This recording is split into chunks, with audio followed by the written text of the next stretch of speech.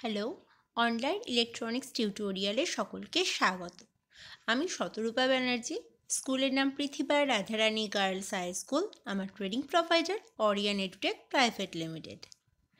আজকে আমরা আলোচনা করব ত্রুটিযুক্ত মডিউলটি, মানে কম্পিউটারের ত্রুটিযুক্ত কোনো মডিউলকে শনাক্ত করা এবং সেই শনাক্ত করে তার সমস্যার সমাধান করা।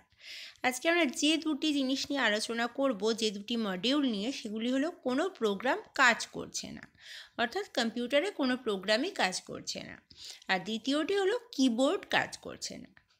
তো প্রথমে আসি, কোনো প্রোগ্রাম কাজ করছে না। সমস্যাটা হচ্ছে প্রোগ্রাম কাজ করছে, সেটা বুঝবো কী করে?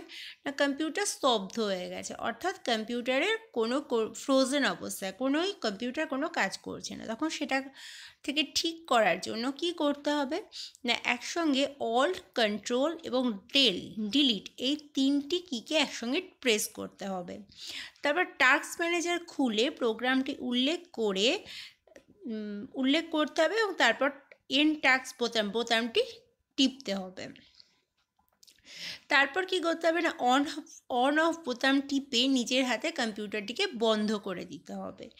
তারপর পুনরায় কম্পিউটারটিকে আবার চালু করতে হবে এবং তখন ভাইরাস চেক করে রান করাতে হবে। তাহলে আমরা এই প্রোগ্রাম যে কাজ করছি না সেটার থেকে আমরা বেরিয়ে আসতে পারবো। আর দ্বিতীয় সমস্যাটি হলো কিবোর্ড কাজ করছে না। তো কিবোর্ড যখন কাজ করে না, সেটা হতে পারে ভুল কানেকশন, অর্থাৎ কিবোর্ডের কানেকশন ঠিকঠাক নেই। তো তার সমাধান কি না, কিবোর্ডটা কম্পিউটারের সঙ্গে সংযুক্ত আছে কিনা সেটা দেখতে হবে। তারটা যদি ওয়্যারলেস হয়, অর্থাৎ যদি তার ছাড়া কি হয় কিবোর্ডটা, তাহলে অনেক সময় ব্যাটারি চেঞ্জ করে নিতে হতে পারে। ঠিক আছে, ব্যাটারি চেঞ্জ করলে সমস্যার সমাধান হয়ে যায়। আর কি কারণে কিবোর্ড কাজ করছে না, না কিবোর্ডের কোনো একটা পার্টিকুলার কি কাজ করছে না। ঠিক আছে, কিবোর্ডের কিগুলো আটকে গেছে। তখন কি করতে হবে না, কম্পিউটার সুইচ অফ করে ভেজা কাপড় দিয়ে কিবোর্ডটাকে মুছে নিতে হবে। আর মাউস ব্যবহার করে আমরা আবার কম্পিউটারটিকে পুনরায় রিস্টার্ট করব। তাহলেই সমস্যার সমাধান হয়ে যাবে। তো আজকে এই দুটি মডিউল নিয়ে আলোচনা করার ছিল।